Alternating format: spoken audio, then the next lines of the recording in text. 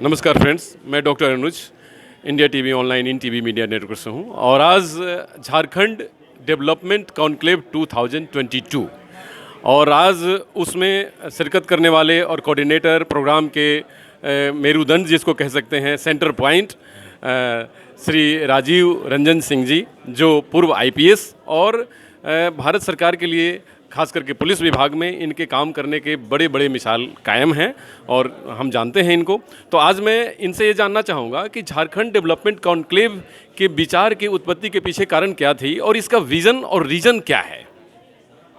Actually अपने सेवा के दौरान लगभग 20 वर्ष मैंने झारखंड के कई ज़िलों में कार्य करने का मुझे अवसर मिला और पुलिस में चूँकि रहने के चलते गांव के सुदूरवर्ती क्षेत्रों में जहां जहां नक्सल एरिया है वहां जाने का मौका मिला। और कई जगह जब किसी भी क्षेत्र में विकास का हम लोगों ने कई बार डीसी के साथ मिल करके जब पैमाना देखा तो महसूस हुआ कि झारखंड 22 साल पहले जिस सपनों के साथ बना था, आज झारखंड को जहां पहुंचना चाहिए था हम लोग वहां नहीं पहुंच पाए। जैसा आप देखें, कॉन्क्लेव में मैंने एक डॉक्यूमेंट विजन बनाया था जो नीति आयोग के आंकड़ों को लेकर के बनाई गई है।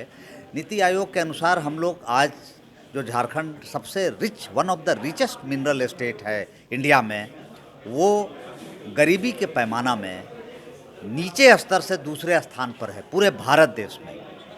मतलब सबसे गरीब स्टेट में शुमार है झारखंड का। पॉवर्टी लाइन की अगर बात करें तो हम लोग अपने साथ के बने हुए राज्य छत्तीसगढ़ और उत्तराखंड से बहुत नीचे चले गए हैं। 49% लोग लगभग गरीब लोग यहाँ पे हैं। तो इन सबों को देखते हुए हर क्षेत्र में पलायन हो रहा है, चाहे वो गरीबों का हो, ह्यूमन ट्रैफिकिंग का मामला हो, या 10+2 करने के बाद शिक्षित लड़कों को आगे शिक्षा लेने के लिए, टेक्निकल एजुकेशन के लिए बाहर जाना पड़ रहा हो।